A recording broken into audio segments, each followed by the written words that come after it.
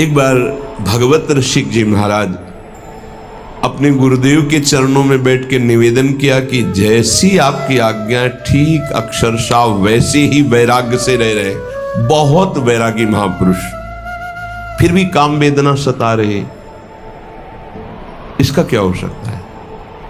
खान पान की कोई व्यवस्था नहीं, माधुकरी वृत्ति से बहुत एकांत प्रिय, बहुत अद्भुत साधना, फिर भी गुरुदेव ये अंदर काम वेदना का करवा ले आओ।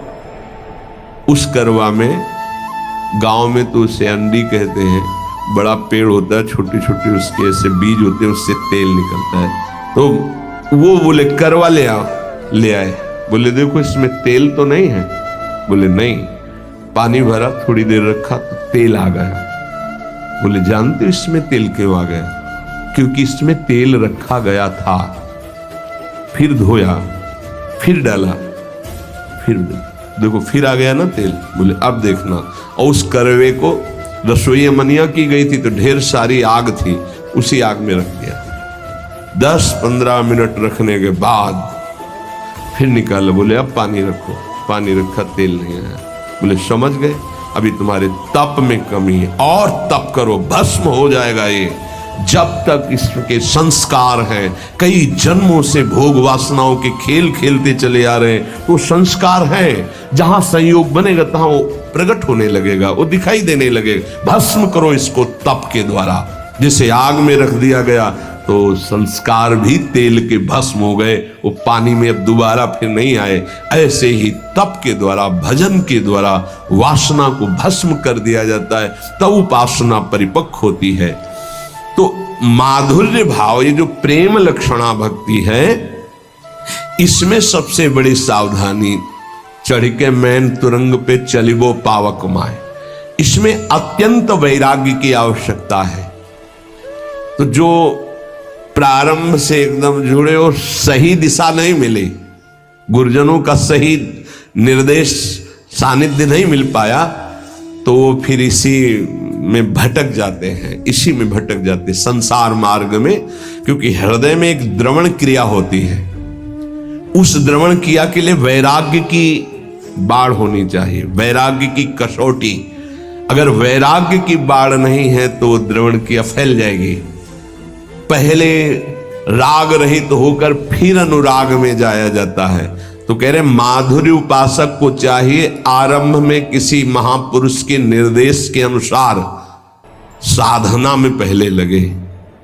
क्या प्रिया प्रीतम का प्रेम रस है, क्या उनका नित्य विलास है, बिल्कुल मतलब नहीं। समझ रहे? जो मंत्र दिया, जो उपासना दी, जो पाठ दी, जो दिनचर्या बताई, बस उस पे चलना है। वहां विचार की क्षमता नहीं आपकी। धीरे धीरे धीरे धीरे राग रहित होकर पहुंच जाएंगे आप। अब कैसे समझेंगे आप, कैसे अंदर प्रवेश हो? इसीलिए कहा है प्रथम सुने भागवत भक्त मुख भगवत बानी। क्यों? इतने बड़े महापुरुष भगवत ऋषिक जी ने सीधे क्यों नहीं कह दिया श्री सुख मुख जू बचन सुनावो तब श्री हरिवंश सुनाम कहावो मन सुमिरन मिश्रे में? क्यों भाई ऐसा क्यों कह दिया? ये जो बात नहीं समझते हैं ना, वो हमारे ऐसे किसी की बात नहीं सुनना, आचार्य वाणी की बात मानो।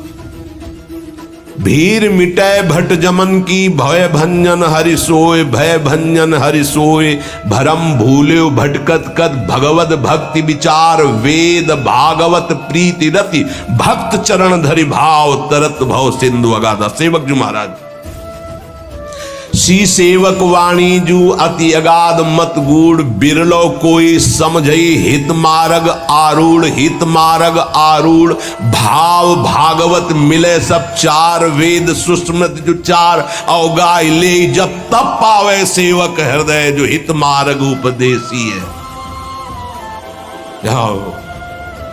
क्यों कहा? क्योंकि गीता और भागवत की कसौटी पर, वैराग्य और ज्ञान की कसौटी पर जब हृदय कस गया तो माधुर्य रस परोस दिया गया। समझ, अभी तो जीवत तो है, देहाभिमान, मैं पुरुष मैं स्त्री, कैसे इस रस का इसीलिए गुरुदेव की आज्ञा पे चलो, रस की बात को मत देखो कि हमारा तो सहचरी भाव आता ही नहीं, ऐसे आ जाएगा। तुमको इससे मतलब नहीं कि सहचरी भाव क्या है, प्रिया प्रीतम का नित्य विहार क्या, तुम्हें साधना से मतलब है। तुम पुरुष समझ रहे हो, हाँ चलो लगो, पहले ककाहरा पढ़ो, मात्राएं पढ़ो, पहले उन शब्दावली पढ़ना सीखो, फिर पीएचडी की बात समझ में आएगी। ये वासुदेवा स्वरमिति से पढ़ाई शुरू होती है, ये कोई छोटी मोटी नहीं है। वृंदावन नित्य विहार रस है ये। यहाँ बड़े बड़े ब्रह्म ऋषि भी जहां हार गए, वो ये रस है वृंदावन का प्रेम रस। हार गए कृष्णात् परम किमपि तत्व महाम न जाने, अभी तो पहुंचे ही नहीं किशोरी जुग तक। श्रीमद सूदन सरस्वती जी कहते हैं, जो ब्रह्म चिंतन में स्वराज्य स्वरूप स्थान में विराजमान आत्मबोध संपन्न महापुरुष, उनको जब रूप माधुरी ने आकर्षित किया श्री कृष्ण चंद्र की, तो कहते हैं कृष्णात् परम किमपि तत्व महाम न जाने। और उनको क्या पता कि ये सौंदर्य माधुर्य समुद्र सी लालजु वेणु करान्निपतिता स्खलितम शिखंडम भ्रष्टम च पीत वसनम ब्रजराज सोनो यस्याह कटाक्ष सर्पात, यस्याह कटाक्ष सर्पात विमूर्छितस्य। कैसे पता चलेगा? अब सीधे नित्य विहार रस की बात, इसीलिए गुरुजनों ने सिद्धांत बनाया, प्रथम सुने भागवत भक्त मुख भगवत वाणी। गीता और भागवत की कसौटी पर उपासक का हृदय कसा होना चाहिए। आसपास पात्र मेड़ मजबूत है, रस डाला सीधे उसमें सुरक्षित है, नहीं तो द्रवित हृदय और फिसल गया तो ये फिर संसार में चला। तो उपासक महामाधुर्य रस की उपासना वाला पहले गुरुदेव प्रदत्त साधना में प्रीति करे। अब कि नित्य विहार का मतलब क्या? पहले तुम राधा राधा रटो और एक भी मिनट नाम ना छूटे, पहले से चलो। पहले अपनी इंद्रियों को ठीक करो, पहले अपने आचरणों को ठीक करो, पहले आप जैसा आज्ञा हो रहा वैसा चलो, फिर आगे का रस अपने आप आ जाएगा। समझाने की थोड़ी जरूरत पड़ेगी। और तुम्हारी समझ क्या, संभाव्योपि विरंचि नारद शिव, तुम समझना चाहोगे, समझ जाओगे। जो मंत्र मिला है, जो उपासना मिली, उसमें रति करने से उपासना के दो परिणाम होते हैं। आधे तक उपासना दोनों की एक ही चलती, ज्ञानी की भी और प्रेमी की भी। जब कोई उपासक उपासना करता है तो पहले अंतःकरण शुद्ध होता है। यहां तक सबकी उपासना एक ही चलती है, अंतःकरण शुद्धि। अंतःकरण शुद्ध का मतलब मन में कोई भी सांसारिक संकल्प नहीं रह गया। बुद्धि का निश्चय जो ये था कि इंद्रियों के सहित मन जब भोगों का संयोग करेगा तो हम सुखी हो जाएंगे, खत्म हो गया। बुद्धि का निश्चय है एकमात्र प्रियालाल में ही सुख है। मन संकल्प विकल्प छोड़ दिया संसार के, चित्त की वृत्ति भगवदाकार हो रही है, अहम दासत्व में बदल गया। यह है शुद्ध अंतःकरण भक्त का। और ज्ञानी, उसका शुद्ध अंतःकरण जहां हुआ था उसे अनुभव हुआ, मैं स्थूल नहीं, सूक्ष्म नहीं, कारण नहीं, आत्मस्वरूप। और अपने आप उसका राग तीनों शरीरों से खत्म, क्योंकि शुद्ध हो गया ना तो दिखाई दे रहा, और अपने आप में स्थित। अब वो दृष्टा मात्र है, गुणानुगुण वर्तनते। यहां तक एक चलता है भक्त और ज्ञानी। अंतःकरण शुद्ध होने, वो निकल गया दासत्व की तरफ और वो निकल गया स्वरूप में स्थित होने की तरफ। आत्मनिवेदन करने वाला उपासक मोक्ष पदवी की भी इच्छा नहीं रखता, फिर अन्य इच्छाओं की तो बात जाने दो। आत्मनिवेदन आराध्य देव को, ये नवी भक्ति है।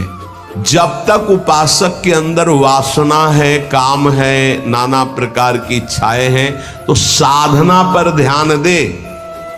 साध्य की दिव्य लीलाएं जो नित्य विहार रस की हैं, वो चिंतन करने का अधिकार नहीं। ये तो निर्खत नित्य विहार पुलकित तन रोमावली आनंद नयन सुधार, यह जो कृपा हरिवंश की।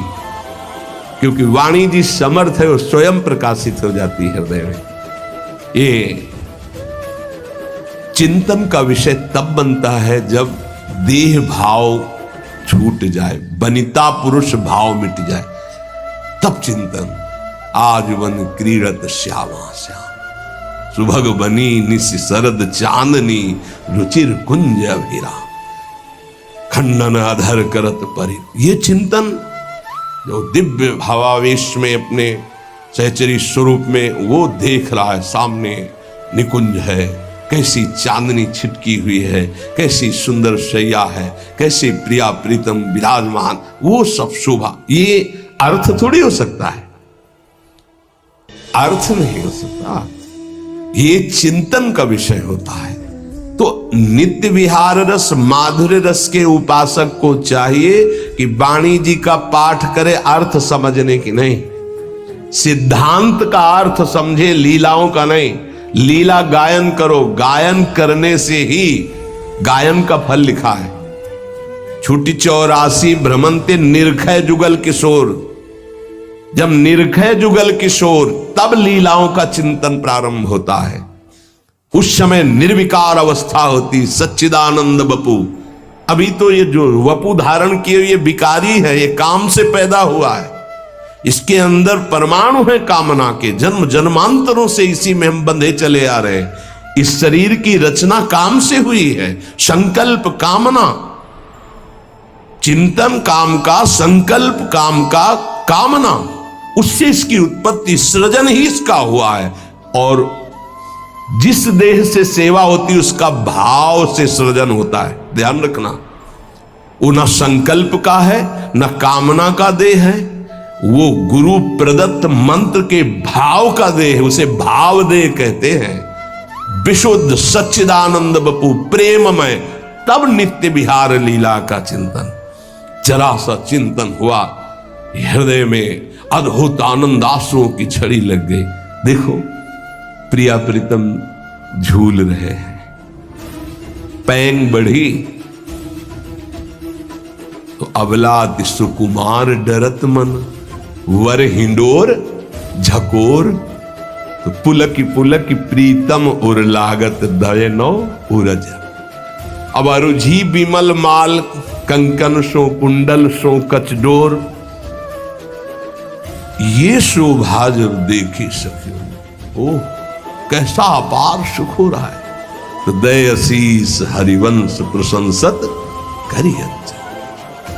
आचार्य हरिवंश महाप्रभु जी जो हित सजनी स्वरूप में आशीर्वाद, ये सुख जब इन नेत्रों से देख रहा है उपासक, इतनी सामर्थ्य, तब उसका सही भाव और अर्थ समझ में, शब्दावली से नहीं, शब्दावली से नहीं समझ सकते हैं। इसीलिए गुरुदेव भगवान का आदेश, महापुरुषों के रसिकों की बात माननी कि वाणी जी का अर्थ नहीं, गायन करो, गायन करने मात्र से छुट्टी 84 भ्रमंते निर्खय जुगल के। पहला तो यही है कि भवजल निधि को नाव और काम पावक को पानी। गाते गाते देखना तुम्हारा हृदय कैसे निष्काम हो जाता है। निष्काम हृदय ही प्रीति रस में। अभी तो बहुत कूड़ा करकट, वाणी जी गाओ, नाम जप करो, श्री जी की सेवा करो, आठों पहर जो कर्तव्य कर्म है धर्म पूर्वक करो, भगवद अर्पित करो। निष्कामता पहले जागृत होगी, फिर प्रेम मार्ग का रहस्य है। जैसे हम इंटर कॉलेज है, वो कक्षा 1 से लेकर 12 तक है, तो हम पढ़ाई 1 से शुरू करेंगे कि 12 वाले स्कूल में बैठ जाएंगे। ऐसे ही ये जो नित्य विहार रस है, ये साधारण से लेकर असाधारण स्थिति तक पहुंचाने के लिए है। तभी कहा है श्री सुखमुख जो बचन सुनाओ। सेवक जी कह रहे श्रीमद् भागवत और भगवत गीता जी ये साधक की कसौटी है साधना की। ज्ञान वैराग्य भक्ति रस से परिपूर्ण, तब जाकर आत्मसमर्पण और फिर पाई रस भक्ति। गूढ़ जुग जुग जग दुर्लभ भव इंद्रादि विधि।